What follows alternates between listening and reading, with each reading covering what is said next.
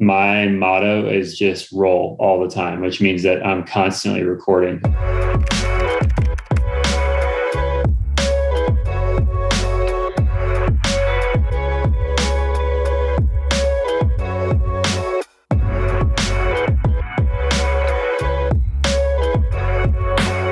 I'm Trevor Frost, an Eddie Bauer guide, and I'm here to answer some of your most asked questions about outdoor photography and filmmaking.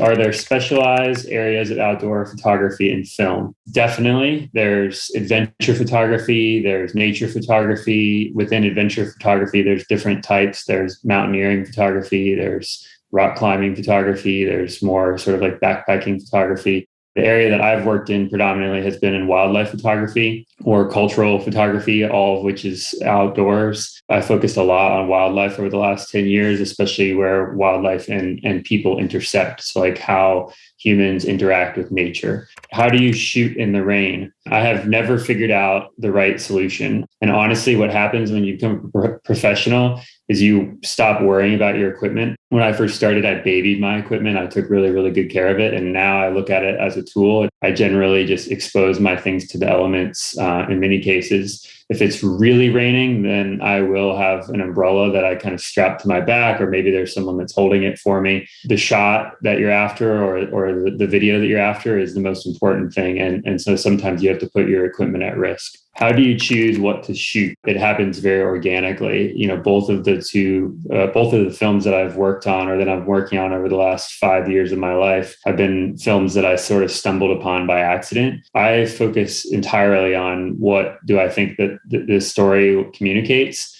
Especially, I'm looking for universal elements in the story. So like, what are the universal elements that communicate to a much larger audience? What are some of the best ethical practices when filming in sensitive areas? So much of that involves respecting wildlife's boundaries. And I think that really the same is true with people when you're photographing people. Certainly one of the first things that I do is if I'm asking someone else to let me into their life, I'm as vulnerable as possible myself. So I will share many things with them to help them let their guard down. In wildlife, a lot of it is just distance. You know, it's like reading the animal signals. So if you're getting too close to an animal and you see it getting uncomfortable, especially if it's doing something, meaning that it's exhibiting some type of behavior. If it's just standing there, that's very different than if it's eating. Because if it's eating, it's not like when I eat or when you eat.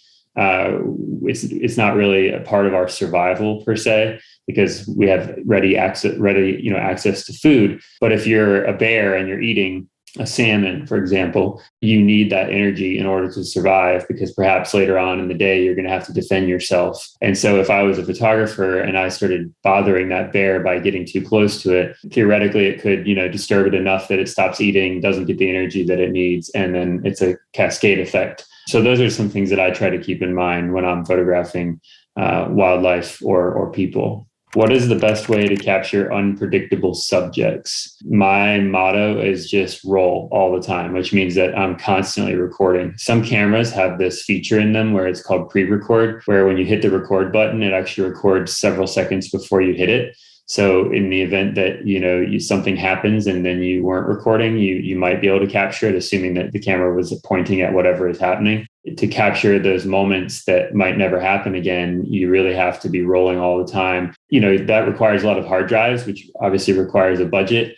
One of the things that people assume when a photographer, like someone like myself, who's worked with National Geographic, they assume that I go out and I take 100,000 pictures and 90% of them are good, whereas it's the opposite that is true. So I go out and take 100,000 pictures on an assignment, and I probably have 300 that I would consider good and maybe 10 that I would consider great. That's the honest statistics. And that's true for all the other photographers that I, work with. Tips for what to capture to make my vacation or adventure interesting to other people. If you want to take pictures that other people are going to find interesting, then I think you really need to focus on telling a story with your images. So if I went on a trip to Costa Rica for 10 days, what's like the first thing that happens? Well, the first thing is I land in Costa Rica on a plane, and then I probably rent a car and I drive to the coastline. So I would want to make an image of myself driving in that vehicle to the coastline.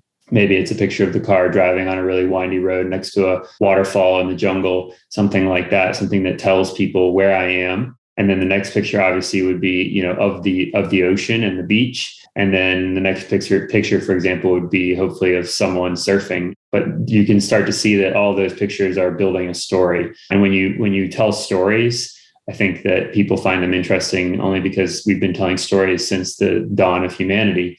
You get paid to do this. How did you get started? I didn't get paid for a very, very long time. I mean, I did, but it was very small amounts of money. The way that I started was I got grants from National Geographic. I got a $5,000 grant, and that was my very first into outdoor photography and filmmaking. That took me to Central Africa, to the country of Gabon, to document caves.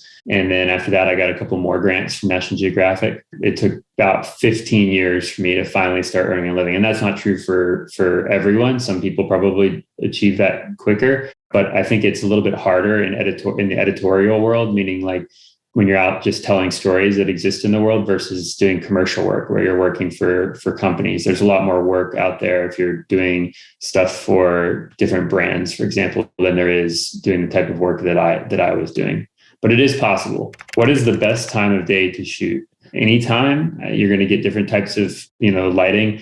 On a sunny day, it's middle of the day. It isn't usually the greatest time. Like most people don't consider it the greatest time. They consider the early morning and the late afternoon to be good. But what if what you're photographing or filming is doing something really interesting in the middle of the day? Are you not going to document it? And so sometimes you have to. For example, a sunny day is very different from a cloudy day. So if you have a cloudy day, the lighting is very even and it doesn't matter. So you're never going to get any of the dramatic lighting. That's why I kind of say like any time is really the best time to be doing it. It's really much more about what is happening in front of you. If you're photographing wildlife and you're trying to tell a story about wildlife and you have that animal, whatever animal that is, doing some sort of unique behavior, you don't want to wait for the right light because that unique behavior will probably only happen once. You want to capture it no matter what the lighting is. How do you form and compose your images? Well, I actually work in a very particular way. And I work in a way that I learned from someone else named Ed Kashi. He's a well-known photographer and photojournalist. He always scans the outside of the frame, which means that so his eye immediately goes to the edges of the frame, not the center. And the reason for that is that when something interesting is happening in front of him, he knows that that is in camera. If he's got it in the middle of the frame, he knows that whatever is going on, he's going to capture it. But all the drama is playing out in the edges. Do you ever use lighting equipment? And if so, what type? When I used to do more still photography, I did use flash sometimes.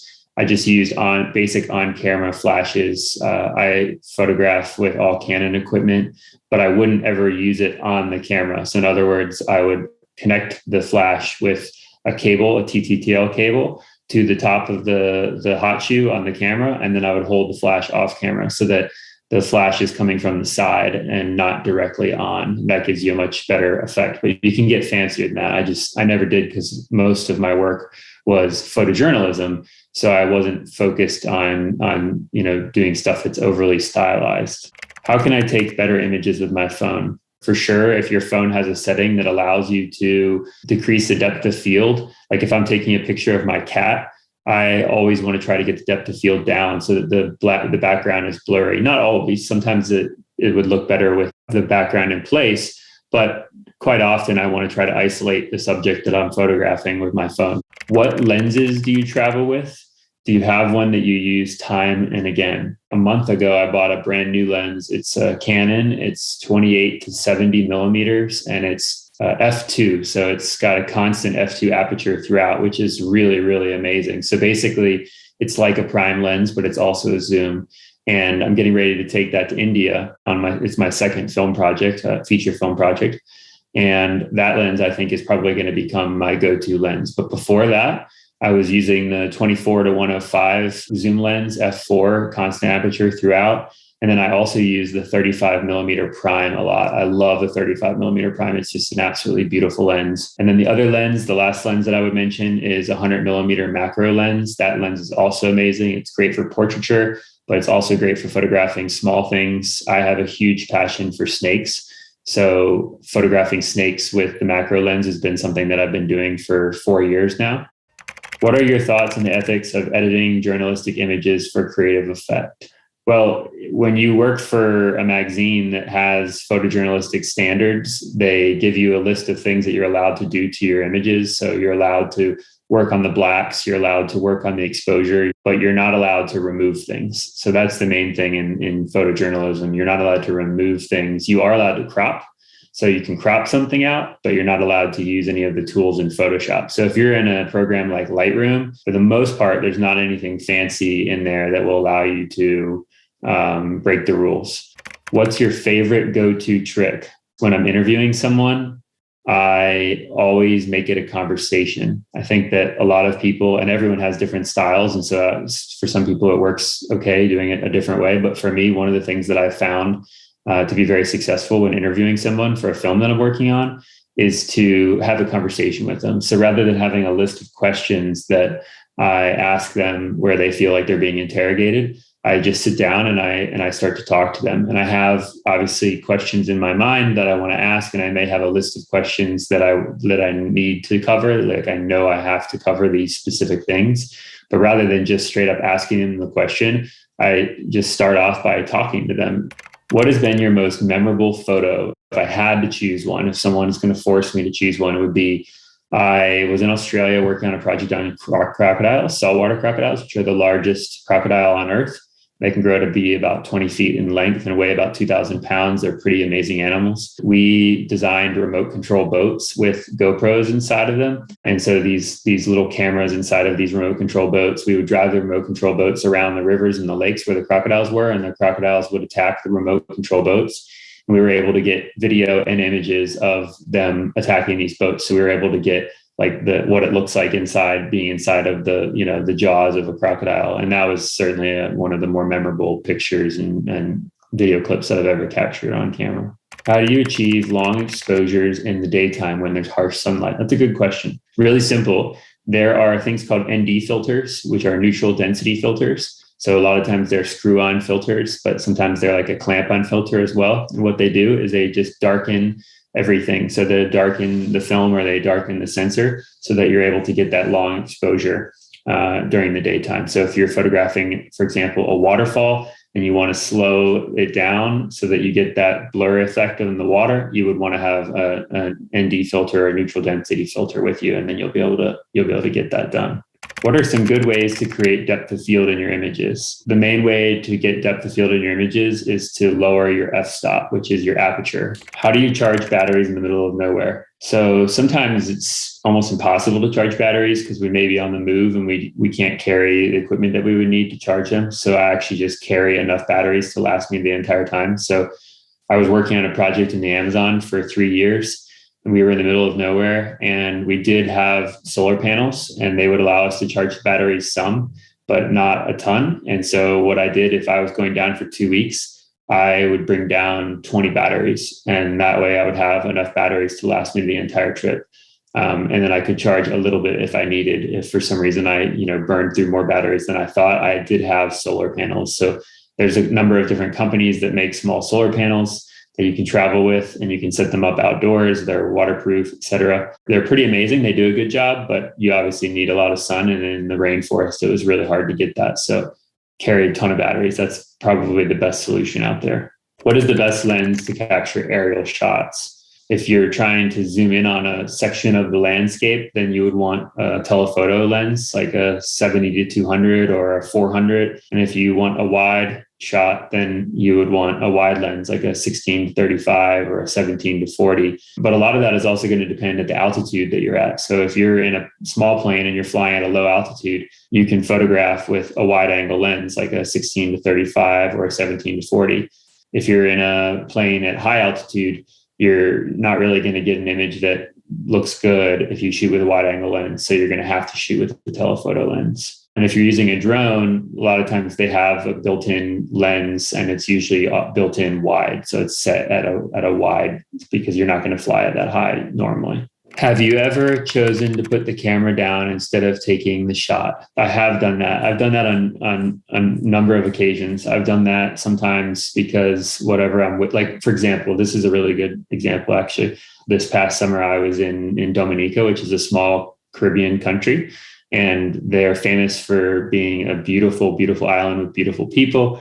lots of rainforests, but they're also famous for having sperm whales, and they have resident sperm whales that live there year round. And I was very fortunate to be able to spend time swimming and photographing these sperm whales. There were a few occasions when what was happening was so special that I decided not to film it. Sometimes the camera does, in my opinion, get in the way of remembering it. And I just wanted to remember it for myself and not be documenting it for anyone else. So I also put the camera down on a film that I was working on not too long ago, where one of the subjects in the film was having a really difficult time.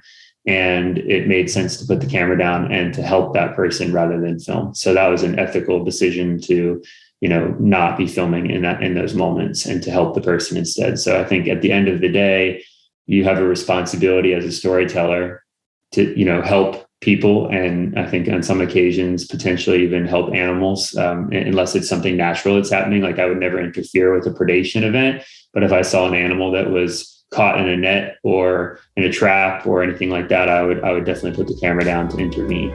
So those are some of your most asked questions about outdoor photography and filmmaking. Be sure to like and subscribe for more videos like this. And be sure to ask us more questions about what you're curious about in the outdoors. Thanks so much.